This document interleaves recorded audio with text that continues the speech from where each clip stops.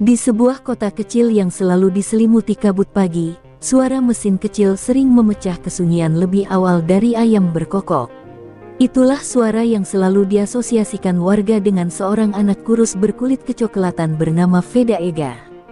Sejak usia belasan, ia sudah menghabiskan lebih banyak waktu di lintasan tanah daripada di rumah.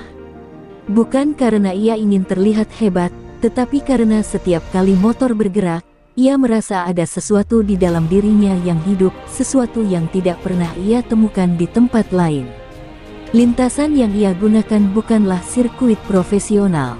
Itu hanya lapangan tanah berbatu yang dikelilingi bambu dan pagar kayu reot.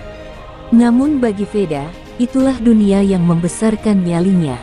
Ia tidak pernah mengenal kata takut, bahkan ketika ban belakang motor bebeknya selip di tikungan dan membuatnya terhempas keras, ia bangkit tanpa keluhan. Ada api di matanya, api yang membuat orang-orang yang menonton dari kejauhan menggeleng, tidak yakin apakah anak itu berbakat atau sekadar gila. Suatu sore, ketika matahari hampir tenggelam dan menyinari lintasan tanah dengan warna keemasan, Veda memutuskan mencoba sesuatu yang tidak pernah diajarkan siapapun. Ia menarik rem belakang sedikit lebih lama dari biasanya, memiringkan motornya, lalu membiarkan ban belakangnya melayang sidewes. Drift pertamanya terjadi tanpa perhitungan, hanya insting. Dan entah bagaimana, ia mengontrolnya dengan stabil. Motor itu keluar tikungan lebih cepat daripada teknik normal yang dia pakai selama bertahun-tahun. Dadanya berdebar, bukan karena takut, tapi karena ia baru saja membuka pintu menuju dunia baru. Namun setiap talenta besar selalu lahir bersama perlawanan. Ayahnya, yang melihat kejadian itu dari pinggir lintasan, langsung menghampiri dengan langkah panik. "Veda, mau mati? Hah, itu bukan cara balap yang benar," bentaknya. Tapi Veda hanya tersenyum tipis, senyum nakal yang menandakan dia tidak menyesal sedikit pun. Dalam kepalanya, satu suara berbisik, "Kalau aku bisa menguasainya, aku bisa lebih cepat dari siapapun." Malam itu, ketika desiran angin desa membawa suara jangkrik, Veda tidak bisa tidur. Ia terus memikirkan drift itu. Bagaimana ban belakang seperti berputar di udara, bagaimana bodinya tetap stabil, bagaimana adrenalinnya seperti disuntikkan langsung ke jantung. Di luar jendela, bulan memancarkan cahaya pucat, dan Veda merasakan sesuatu berubah dalam dirinya, sebuah ambisi yang mulai tumbuh, pelan tapi pasti, menelan semua keraguannya. Beberapa minggu kemudian, kabar tentang anak gila yang drift pakai motor bebek mulai menyebar ke lintasan-lintasan lokal. Para pembalap dewasa yang pernah meremehkan Veda mulai memperhatikannya serius. Beberapa mencoba meniru gerakannya, namun hampir semuanya terjatuh.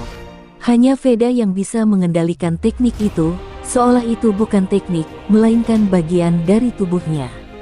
Tanpa ia sadari, reputasinya mulai naik ke telinga orang-orang yang lebih besar dari sekadar komunitas balap kampung. Pada akhirnya, suatu hari yang tampak biasa berubah menjadi hari yang mengubah hidupnya. Seorang pria berjaket Honda Tim Asia datang ke lintasan kecil itu, berdiri di sisi pagar bambu sambil menyaksikan Veda melesat dengan drift panjang yang mengangkat debu tinggi ke udara. Pria itu tidak berkata apa-apa, bahkan tidak berkedip. Ketika Veda berhenti, ia hanya melempar satu kalimat yang membuat waktu seakan beku. "Anak ini tidak seharusnya ada di sini. Dia ditakdirkan untuk panggung dunia." Kabar bahwa Honda Tim Asia tertarik pada seorang anak kampung yang doyan drift seperti orang kesurupan menyebar lebih cepat daripada hujan badai di musim penghujan. Dalam hitungan minggu, Veda diterbangkan ke Jepang untuk menjalani tes resmi. Saat ia menginjakkan kaki di padok, matanya membelalak, semua terlihat seperti dunia lain, truk-truk raksasa, motor-motor yang mengilap, dan mekanik-mekanik dengan wajah serius seolah sedang mempersiapkan perang. Ini jauh berbeda dari lintasan tanah berbatu tempat ia tumbuh. Tapi anehnya, alih-alih ciut, hati Veda justru membara.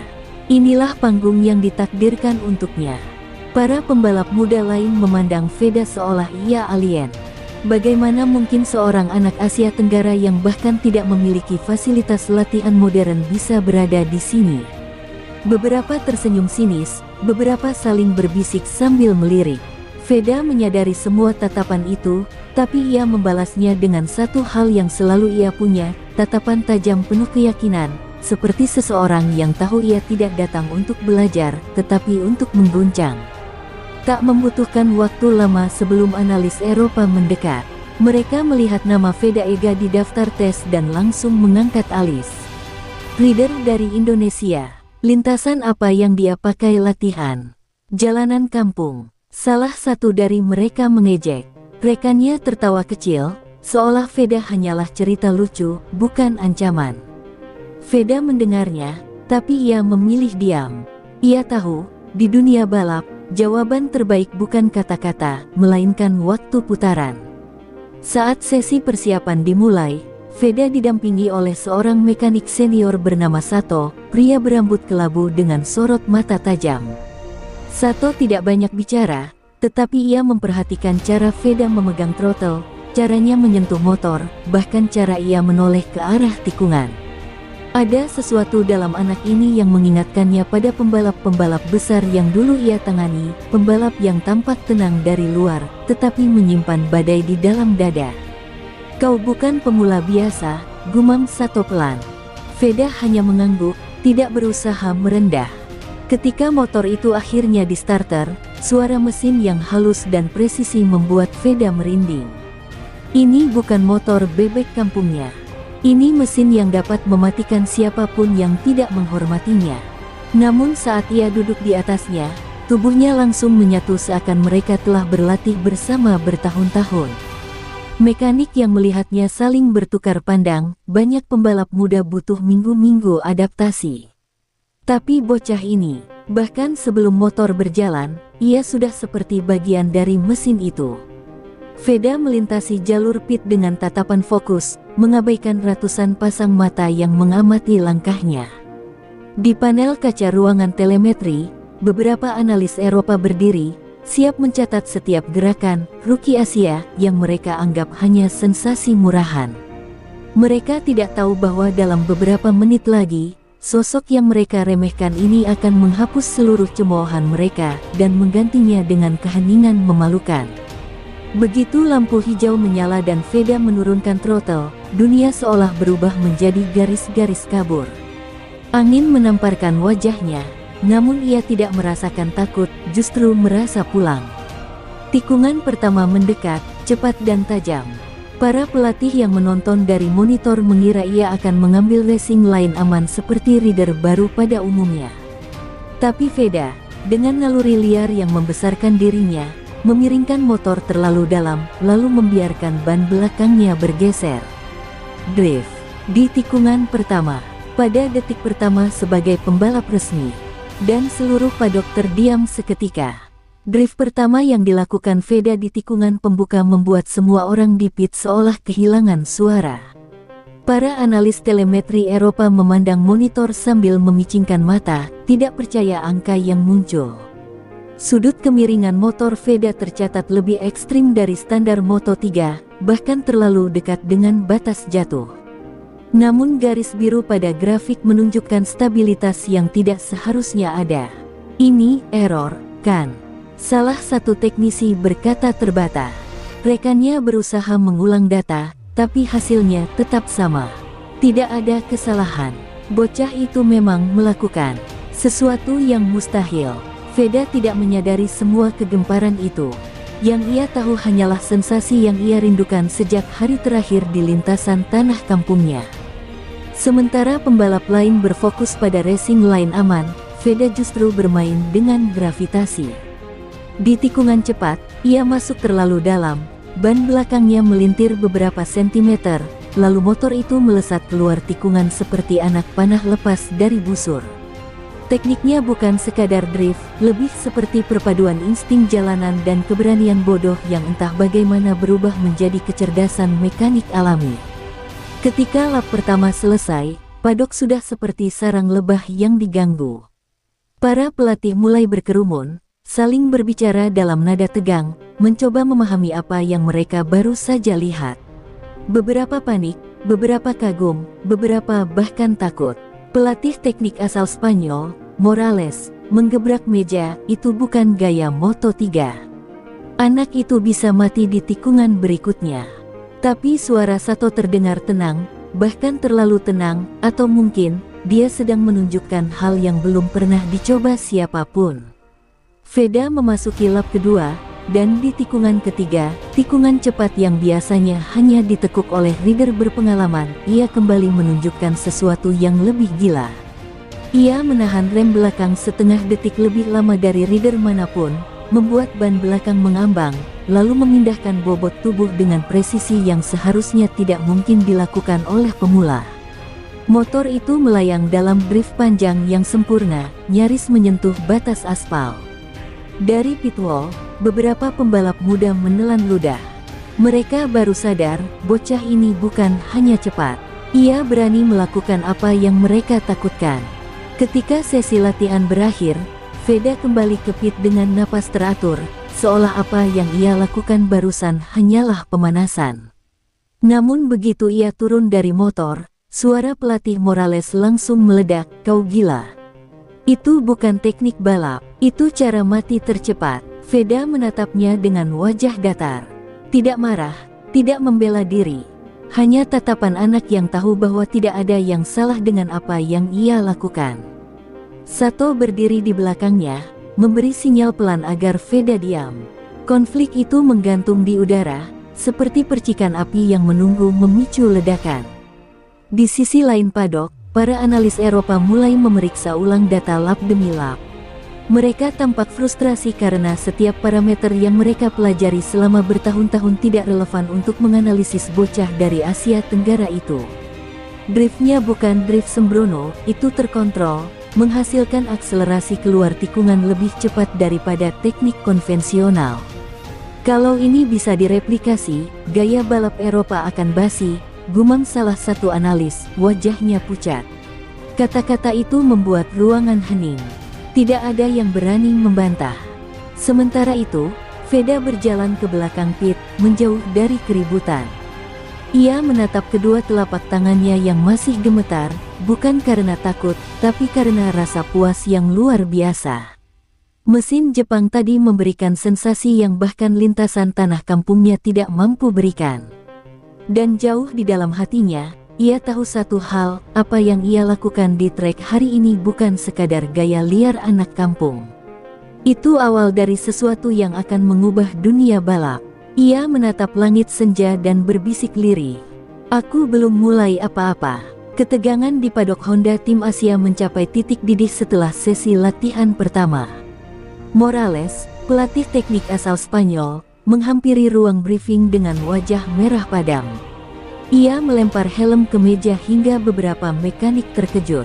"Anak itu bukan rider Moto3. Dia pengacau," teriaknya. Semua orang menoleh, tapi tak ada yang berani menyela. Suara Morales bukan sekadar amarah, itu suara seorang pelatih yang seluruh ilmunya tampak tidak relevan di hadapan bocah dari kampung kecil. Di Indonesia, Veda duduk di pojok ruangan, diam, membiarkan badai itu lewat seperti angin kering yang menerpa wajahnya. Namun tatapannya tetap tak gentar. Ia tahu apa yang ia lakukan di lintasan. Ia tahu bagaimana tubuhnya merespons motor. Ia tahu setiap drift yang ia lepaskan bukan kebodohan, tetapi kalkulasi naluriah yang lahir dari ribuan jam latihan tanpa pelatih, tanpa sensor, tanpa telemetri. Morales semakin frustrasi karena bocah itu tidak menunjukkan ketakutan sedikit pun. "Kau pikir kau hebat karena bisa membuat ban belakang melayang. Moto3 bukan sirkus." Sato kemudian bangkit dari kursinya. Bukan dengan teriakan, bukan dengan emosi, melainkan ketenangan yang membuat ruangan mendadak senyap. "Morales," katanya, "apa kau lupa bagaimana Marquez mengubah MotoGP dulu? Semua orang memanggilnya gila juga. Dan apa yang terjadi?" Morales terdiam sejenak, wajahnya semakin memerah. "Perbandingan yang buruk," bentaknya cepat. Tapi Sato menambahkan, "mungkin. Tapi aku melihat potensi yang sama. Bukan sekadar kecepatan, tapi cara berpikir yang tidak terkungkung oleh aturan lama. Morales memukul meja sekali lagi, namun kali ini lebih pelan. Ia tidak punya argumen lain. Ia hanya punya ketakutan bahwa seorang anak dari Asia Tenggara akan meruntuhkan filosofi balap yang selama ini ia percaya. Kalau dia masuk tikungan seperti itu di balapan sungguhan, dia bisa mati, katanya dengan nada lebih rendah. Kalimat itu bukan ancaman, melainkan kekhawatiran tulus. Untuk pertama kalinya, ada sedikit emosi jujur yang keluar dari pelatih keras itu.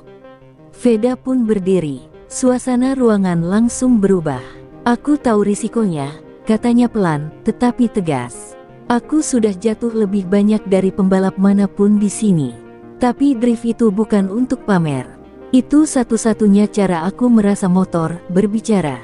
Kalau aku pakai gaya standar, aku justru tidak bisa mengontrol. Nada suaranya jujur, tanpa kesombongan. Kata-kata itu membuat beberapa mekanik menunduk, seakan mengakui bahwa bocah ini bukan hanya nekat, ia punya hubungan dengan motor yang tidak dimiliki orang lain.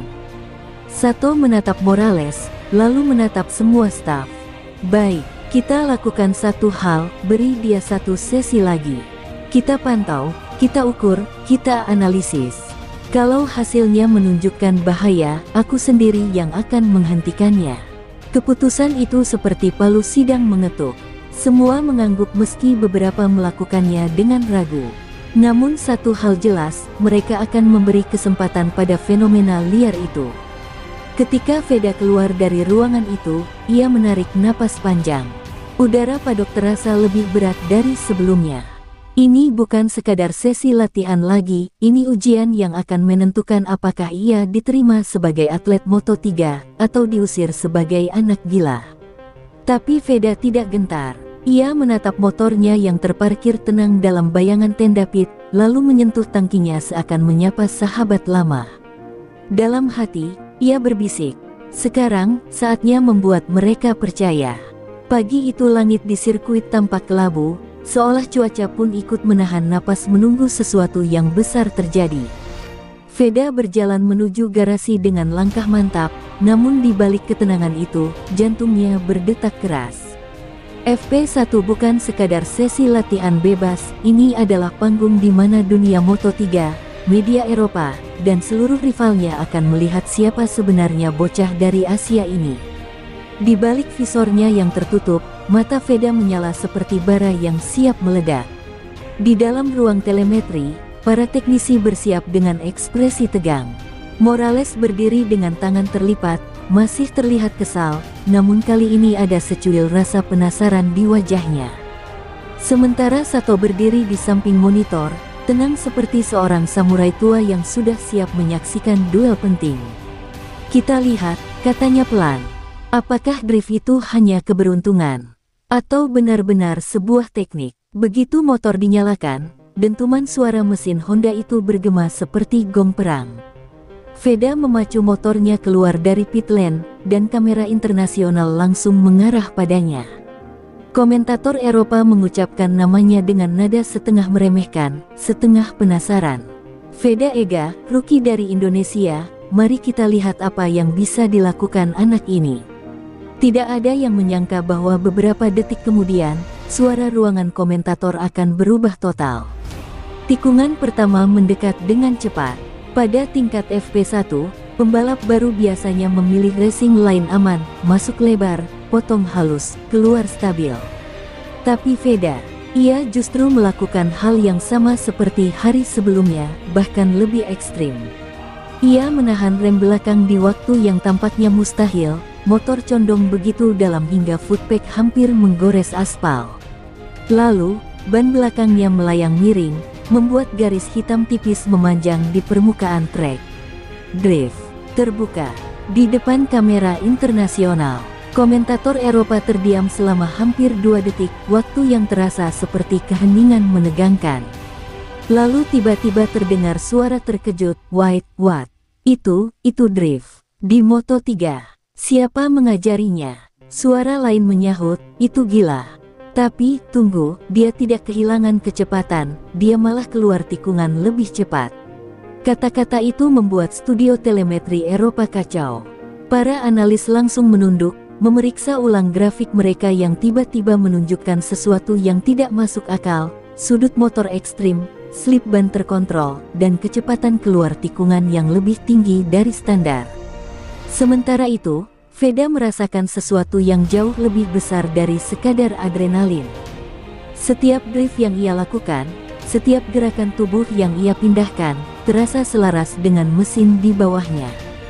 Seakan motor itu bukan kendaraan, melainkan perpanjangan dari jiwanya. Ia mengulang teknik itu di tikungan berikutnya, lalu berikutnya lagi. Penonton mulai bersorak, beberapa pembalap lain terkejut, dan beberapa pengamat Eropa mulai menggigil karena apa yang mereka lihat bukan sekadar gaya liar, ini efisiensi mekanik yang tidak pernah ada dalam buku-buku mereka. 3 lap berlalu, dan layar waktu menunjukkan sesuatu yang membuat seluruh padok membeku. Veda berada di posisi 3 besar FP1, menyaingi pembalap-pembalap berpengalaman yang sudah bertahun-tahun hidup di dunia MotoGP. Itu bukan keberuntungan, itu pernyataan. Ketika ia kembali ke pit, helmnya masih tertutup, tapi semua orang bisa merasa atmosfer berubah. Bukan lagi tatapan meremehkan, bukan lagi senyum sinis. Semua digantikan oleh satu hal. Ketakutan bercampur kekaguman pada rookie Asia yang baru saja melanggar hukum fisika di depan mata mereka. Begitu FP1 berakhir, padok Moto3 langsung berubah seperti ruang sidang internasional. Media Eropa berlari ke sana kemari, kamera diarahkan hanya pada satu orang, Veda Ega, rookie Asia yang baru saja mematahkan logika balap dengan drift gila namun efektif. Berita online meledak, judul-judul besar muncul dalam hitungan menit, Asian Rookie doing dangerous drift in Moto3, teknik barbar di kejuaraan dunia, dan bahkan ada yang menulis, anak ini tidak takut mati. Atmosfer menjadi kacau, seperti badai besar yang baru saja lahir. Di ruang telemetri, para analis berdiskusi dengan nada yang semakin panik. Beberapa menggeleng tak percaya, seolah data yang mereka lihat adalah ilusi. Slip angle-nya, dia menggeser motor seperti flat tracker, tapi dengan presisi Moto3, gumam seorang analis. Yang lain membanting headsetnya. Kalau gaya seperti itu bekerja, seluruh filosofi balap Eropa harus ditulis ulang. Itu tidak mungkin. Namun grafik yang menyala biru jelas menunjukkan satu fakta yang tak bisa dibantah, drift Veda bukanlah tindakan nekat, itu efisiensi mekanik. Sementara itu, Morales berjalan mondar-mandir di garasi, wajahnya campuran antara ketakutan dan kemarahan. Ia menatap Sato yang berdiri dengan tenang, seolah sudah memprediksi semua ini. Sato, lihat apa yang kau buat. Media menyebutnya bom waktu. Mereka bilang gaya itu bunuh diri, teriaknya. Namun Sato hanya menghela napas pelan dan menjawab, media selalu takut pada sesuatu yang mereka tidak mengerti. Kalimat itu membuat Morales terdiam, tapi tatapannya tetap gelisah. Ia tahu Sato benar, namun ketegangan tetap menggantung. Di luar, Veda dikepung wartawan, lampu kamera menyilaukan wajahnya. Pertanyaan terdengar seperti rentetan peluru, apakah drift itu disengaja? Apakah itu aman? Siapa yang mengajarkan teknik itu? Veda hanya berdiri tegak, keringat masih menetes dari helmnya yang baru dibuka. Dengan suara tenang, ia berkata, saya tidak drift untuk gaya. Saya drift karena itu cara saya memahami motor. Saya tumbuh dengan itu. Kata-katanya spontan, namun begitu jujur hingga beberapa wartawan terdiam sesaat. Namun tentu saja, kejujuran tidak menghentikan kontroversi, justru membuatnya semakin besar. Beberapa pembalap senior Eropa mulai memberikan komentar pedas. Ada yang menyebut drift Veda sebagai tindakan bodoh yang tidak punya masa depan di balapan besar. Ada pula yang meremehkan, rookie Asia biasanya hanya bersinar sebentar. Namun di sisi lain, netizen Asia justru meledak dengan kebanggaan dan dukungan tanpa batas. Video drift Veda menjadi viral dalam hitungan jam, mendapatkan jutaan tayangan. Banyak yang mengatakan bahwa dunia Moto3 akhirnya punya sesuatu yang benar-benar baru. Dan di tengah dua dunia yang bertabrakan, kritik dan pujian, nama Veda Ega melambung lebih cepat dari yang ia bayangkan. Di dalam garasi, setelah semua keributan media mereda, Veda akhirnya duduk sendirian, menunduk menatap sarung tangannya yang masih gemetar. Bukan karena takut, tetapi karena ia menyadari satu hal menakutkan, tekniknya yang paling ia percayai kini menjadi pusat perhatian dunia. Ia tidak punya pilihan untuk kembali normal, drift itu sudah menjadi identitasnya. Ia harus bertahan, atau tenggelam dalam tekanan yang semakin menggila. Menjelang sore, Sato masuk ke garasi, meletakkan tablet berisi data telemetri di depan Veda. "Lihat ini," katanya. Grafik melengkung biru terang memperlihatkan peningkatan waktu di setiap tikungan. "Teknikmu bekerja, dan kamu membuat mereka ketakutan." Veda menatap layar itu, lalu menatap gurunya. Dalam mata anak itu, tidak ada keraguan, yang ada hanya nyala api yang semakin besar. "Kalau mereka takut," Veda berkata perlahan, "biarkan aku beri mereka alasan untuk lebih ketakutan lagi." Angin sore di sirkuit Lusail mulai mendingin, namun di dalam pit Honda tim Asia suasananya justru memanas. Veda duduk di kursinya, masih dengan napas memburu setelah hampir kehilangan kendali di tikungan cepat lap terakhir tadi. Tangan kirinya gemetar sedikit, bukan karena takut, tetapi karena adrenalin yang belum mau turun. Di depannya, tablet telemetri menunjukkan grafik yang bahkan tidak bisa dipercaya oleh para insinyur senior. Sudut kemiringan motor Veda melewati batas yang dianggap manusiawi untuk kelas Moto3. Seolah-olah fisika hanyalah aturan yang bisa dinegosiasikan olehnya. Ryo Mizuno, sang kepala teknis, menatap data itu lama, wajahnya pucat. "Ini, kalau bukan aku yang lihat sendiri, aku bakal bilang datanya rusak," gumamnya. Tapi Veda tidak menjawab, ia hanya menatap tanah, mencoba memahami apa yang sebenarnya terjadi pada dirinya. Apakah itu keberuntungan? Atau kemampuan yang mulai keluar pada saat-saat paling kritis? Yang jelas, para analis Eropa yang ada di padok mulai berdatangan, membawa kamera, catatan, dan ekspresi kebingungan. Di luar pit, kerumunan wartawan makin besar. Semua bertanya hal yang sama, apa itu?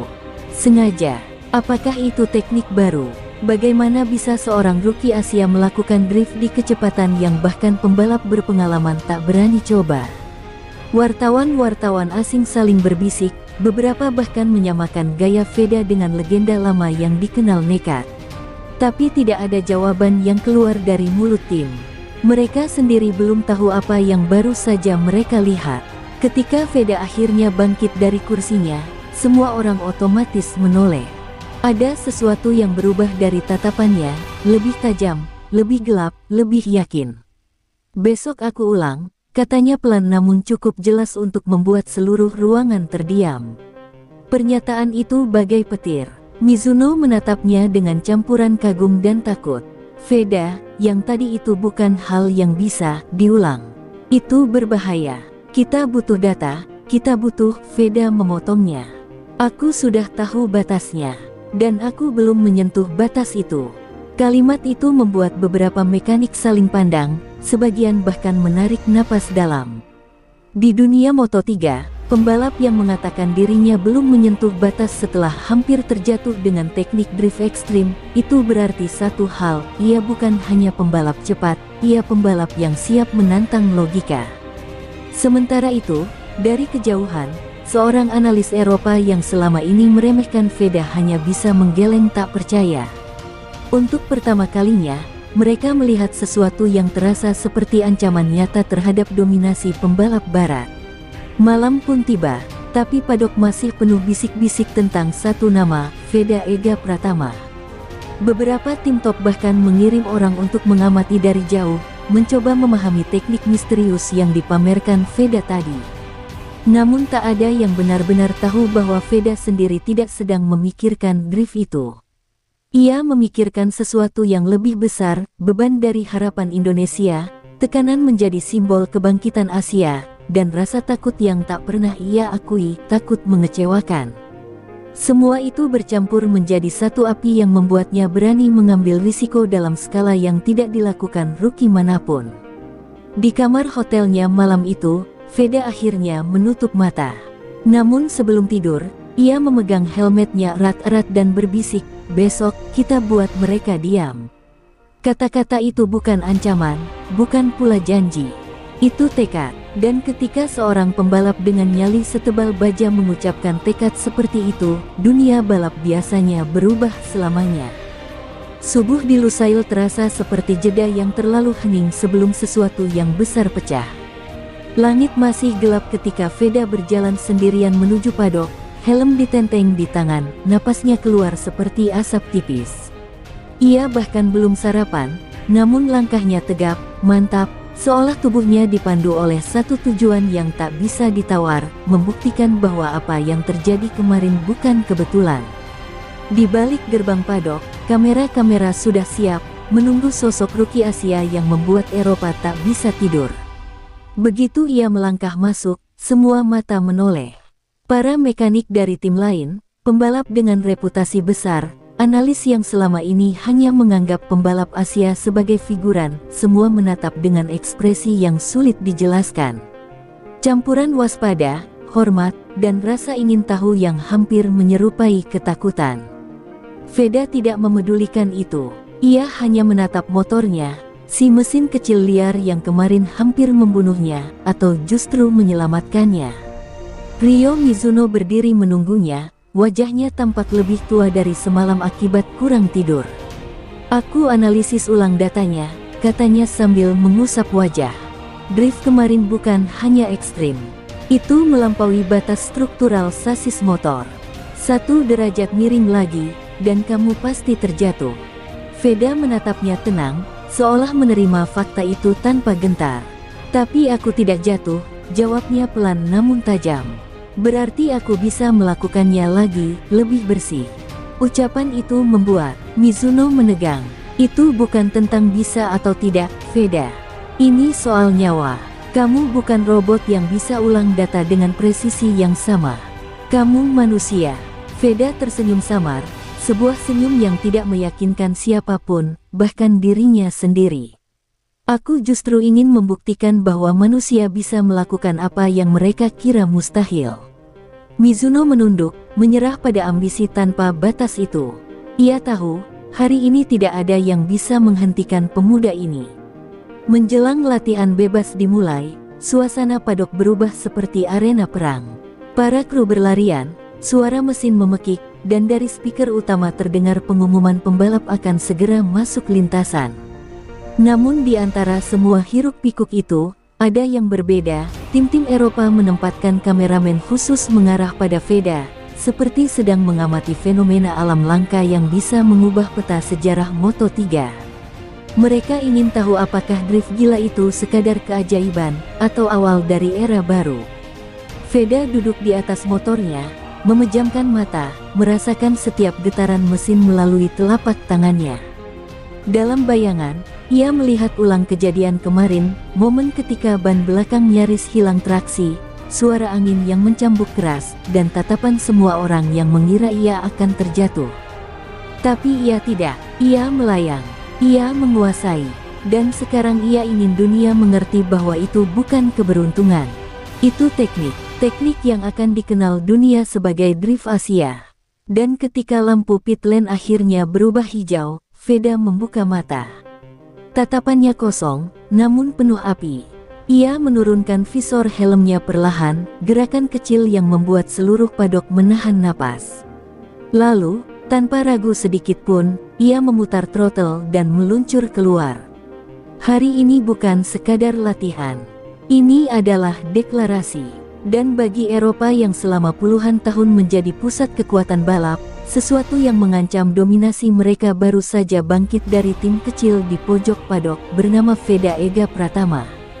Begitu Veda keluar dari pit lane, seluruh sirkuit seakan menahan napas.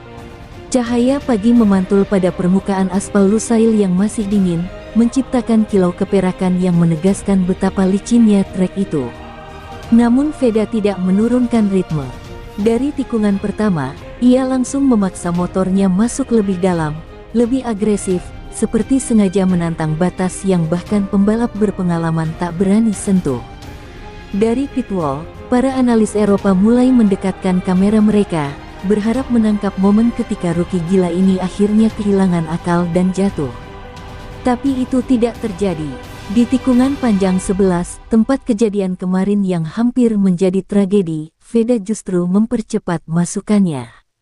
Mizuno yang sedang melihat telemetri menahan napas begitu grafik sudut kemiringan naik drastis, melampaui angka dari hari sebelumnya. Tidak mungkin, dia nggak mungkin berani tarik secepat itu, serunya, namun para mekanik hanya terpaku. Mereka tahu Veda sedang melakukan sesuatu yang sangat berbahaya, atau sangat revolusioner. Saat itu, kamera onboard Veda menangkap momen yang membuat komentator hampir terdiam. Ban belakang motornya mulai meluncur keluar garis ideal, bukan karena kehilangan grip, melainkan karena ia sengaja memicunya. Dalam sepersekian detik, motor itu tergelincir ke samping, tapi bukan dalam bentuk kesalahan. Itu sebuah tarian, satu drift panjang, terukur, liar tapi indah, seperti kombinasi antara intuisi dan perhitungan insting yang tidak dimiliki pembalap manapun di kelas rookie. Drift itu terjadi selama 2 detik penuh, 2 detik yang terasa seperti selamanya bagi semua yang menonton. Dari paddock, kerumunan analis Eropa terperangah, sebagian bahkan membeku. Salah satu komentator Spanyol langsung berteriak, "Esto no es normal, esto es imposible." Sementara seorang analis Inggris yang terkenal skeptis bahkan menjatuhkan penanya. Veda sedang membuktikan bahwa teknik itu bukan keajaiban kemarin. Itu adalah senjata yang bisa ia kendalikan. Ketika drift selesai dan motor kembali lurus dengan stabil, suara gemuruh muncul dari sisi tribun yang dihuni fans Asia yang datang jauh-jauh. Mereka tidak tahu detail teknisnya, tapi mereka tahu apa yang baru saja terjadi itu bukan hal biasa. Veda sendiri tidak merasakan apapun kecuali ketenangan yang aneh, ketenangan seorang pembalap yang akhirnya memahami kelebihan dirinya. "Ini dia, sudutnya pas," gumamnya sambil mengatur napas, seolah baru saja menemukan bagian tubuhnya yang hilang. Di pit wall, Mizuno hanya bisa menutup wajah dengan kedua tangan. Antara kagum dan ketakutan. Kalau drift itu bisa dikendalikan, ini bakal mengubah cara Moto3 bekerja, katanya lirih. Sebagian mekanik setuju, sebagian tidak. Tapi semua sadar bahwa dunia balap telah menyaksikan kelahiran teknik baru. Teknik yang tidak ada dalam buku, tidak ada dalam analisis, dan tidak diajarkan oleh Akademi Eropa, teknik yang lahir dari keberanian seorang anak Asia bernama Veda Ega Pratama. Ketika sesi latihan selesai, Veda kembali masuk pit dengan aura yang berbeda. Tidak ada senyum, tidak ada rasa puas berlebihan. Hanya ketenangan milik seorang pembalap yang tahu bahwa ia baru saja menyalakan api besar di tengah dunia balap. Dan ketika ia melepas helmnya, matanya menatap lurus ke arah kamera internasional yang memotretnya tanpa henti. Tidak ada kata-kata yang ia ucapkan, namun satu hal terasa jelas, drift Asia bukan lagi rumor. Ia telah terlahir, dan dunia belum siap menghadapinya. Sesi latihan selesai, namun keheningan di paddock justru semakin pekat. Ketika Veda turun dari motor, puluhan kamera mengarah seperti sorotan lampu teater yang memaksa dunia melihat sang tokoh utama. Para analis Eropa berdiri membentuk setengah lingkaran, wajah mereka tampak campuran antara tercengang, tidak percaya, dan terancam. Salah satu analis senior dari Sky Italia bahkan berkata pelan, "Jika drift itu bisa ia gunakan saat race, semua kalkulasi strategi Eropa berantakan." Kalimat yang seharusnya tidak terdengar, namun cukup keras untuk membuat banyak kepala menoleh. Di sisi pit Yamaha VR46 Academy, beberapa pembalap muda yang selama ini dipuja-puja sebagai calon juara memperhatikan Veda dengan cemas. Salah satu dari mereka berbisik, "Dia bukan sekadar cepat. Dia sesuatu yang lain." Komentar itu membuat atmosfer berubah. Untuk pertama kalinya, Eropa merasa seperti mereka tidak memegang kendali penuh. Veda melangkah masuk pit, sementara dari luar terdengar suara para reporter asing yang saling rebut menanyakan apakah drift itu aman, legal, dan terutama bagaimana ia bisa melakukannya. Mizuno langsung menarik Veda masuk ruang briefing sebelum kerumunan mendekat. Dengar, situasi di luar sudah kacau. Mereka menganggap teknikmu tidak normal. Beberapa bahkan bertanya apakah itu melanggar regulasi. Veda mengernyit, tidak terima. Apa salahnya? Aku tidak pakai perangkat ilegal. Itu murni teknik. Mizuno menatapnya serius. Benar. Tapi masalahnya, kalau teknikmu terlalu ekstrim, mereka bisa minta investigasi demi keamanan. Veda terdiam. Tidak pernah terlintas bahwa bakatnya sendiri bisa dianggap ancaman regulasi.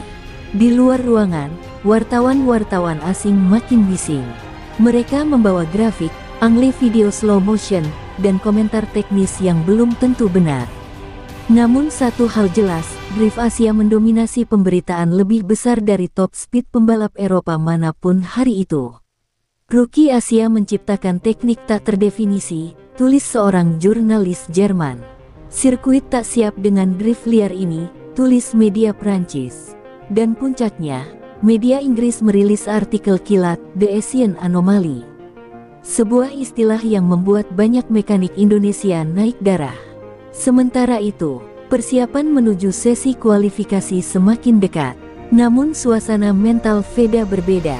Ia mulai merasakan tekanan bukan dari lintasan, tetapi dari keraguan orang-orang luar.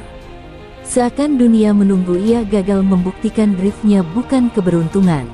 Veda duduk di pojok pit, memejamkan mata. Sorakan tribun, suara mesin, komentar tajam analis luar negeri, semua bergema di kepalanya. Tapi di tengah hiruk itu, ia mengingat satu suara kecil, besok kita buat mereka diam. Suara dirinya sendiri, malam sebelum latihan.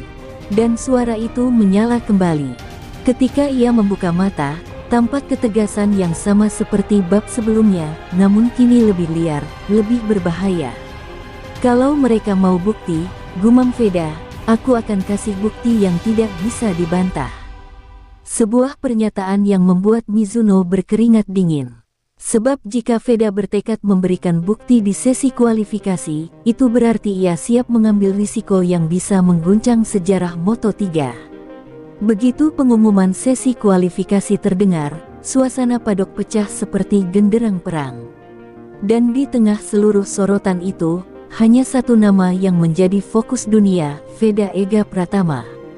Rookie Asia yang bersiap menghancurkan dominasi Eropa, bukan dengan kekuatan mesin, tetapi dengan keberanian yang nyaris dianggap tidak waras. Saat lampu pit lane berubah hijau, seluruh padok seperti berubah menjadi arena gladiator. Para pembalap keluar satu persatu, namun sorotan kamera mengikut hanya satu motor, nomor Veda. Bahkan komentator Eropa yang biasanya malas menyebut nama pembalap Asia kini memulai siaran dengan nada ketakutan campur kagum. Semua mata tertuju pada satu rookie, satu drift, dan satu kemungkinan mengubah sejarah Moto3. Veda tidak mendengar itu. Fokusnya hanya pada lintasan, pada suara angin yang memotong telinganya, dan degup jantung yang menyamakan ritme dengan putaran mesin. Di tikungan 5, pembalap Eropa bernama Loris van Kallen, salah satu kandidat favorit pole, berusaha mendahului Veda. Namun manuver itu terbaca jelas. Veda tidak menghindar, ia justru membuka jalur, memberi ruang seperti pemburu yang sengaja membiarkan mangsanya melangkah duluan. Para analis bingung melihat itu. Mengapa dia biarkan pembalap lain lewat? Tanya komentator Inggris. Tapi Mizuno tahu jawabannya. Veda sedang mencari angin, sedang mengukur. Dan pengukuran Veda bukan pengukuran biasa, melainkan untuk memutuskan kapan tepatnya ia melepaskan drift Asia dalam versi paling ekstrim. Lap berikutnya dimulai, dan kecepatan meningkat hingga batas gila. Van Kallen mencoba menarik jarak, namun Veda membalas dengan gaya berkendara yang tampak seperti teleportasi, agresif, rapat, tanpa jeda. Di layar telemetri, angka kemiringan Veda meningkat stabil. Terlalu stabil untuk kategori manusia. Ini sinting, gumam seorang analis Eropa sambil meremas rambutnya. Dia tidak kehilangan grit sama sekali. Kamera menyorot ban belakang Veda yang bergetar halus, tanda ia sedang memaksa fisika untuk menyerah. Dan momen itu akhirnya datang. Di tikungan cepat sektor 2, wilayah yang biasanya hanya dilalui dengan setengah agresivitas, Veda menurunkan gigi lewat blipping yang begitu cepat hingga sound engineer mengira ada glitch audio. Ia memaksa masuk, mengambil racing line yang lebih dalam, dan ban belakang pun mental sedikit keluar garis. Penonton serempak berdiri. Drift itu bukan sekadar repetisi dari latihan, ini versi yang lebih panjang, lebih berani, lebih liar. Bukan lagi koreografi, ini deklarasi perang. Van Callen yang berada beberapa meter di depan mendadak panik melihat bayangan motor Veda tergelincir namun tetap stabil. Ia mencoba mengubah jalur, tapi Veda menutup ruang dengan presisi supernatural. Beberapa pembalap lain bahkan memperlambat motor mereka karena takut terbawa arus bahaya. Komentator Italia berteriak, "Non è possibile, rookie Asia itu gila." Tapi drift Veda tidak berhenti. Ia menahannya selama 4 detik yang cukup untuk meruntuhkan mental separuh padok. Ketika akhirnya motor kembali lurus, Veda langsung membuka throttle penuh. Angka di layar kecepatan melonjak brutal. Ia menyusul Van Callen seperti roket yang baru saja dilepas tanpa memberi kesempatan sedikit pun. Dari pit wall, Mizuno berdiri mematung. Seluruh tim Honda tim Asia tidak bernapas selama beberapa detik. Dan ketika Veda melintasi garis, telemetri menunjukkan sesuatu yang membuat kepala insinyur Eropa muntah secara emosional. Lap time tercepat sementara, dan bukan sekadar cepat, tapi lebih cepat 0,6 detik dari posisi kedua. Pit lane meledak dengan suara campuran tepuk tangan, teriakan, dan sumpah serapah tak percaya. Namun Veda hanya menghembuskan napas panjang di atas motor, seakan semua ini belum cukup. Mata di balik visor itu memancarkan satu hal yang menakutkan, ia belum mengeluarkan seluruh kekuatannya. Dan dunia Moto3 harus bersiap menghadapi badai yang baru saja mulai bangkit.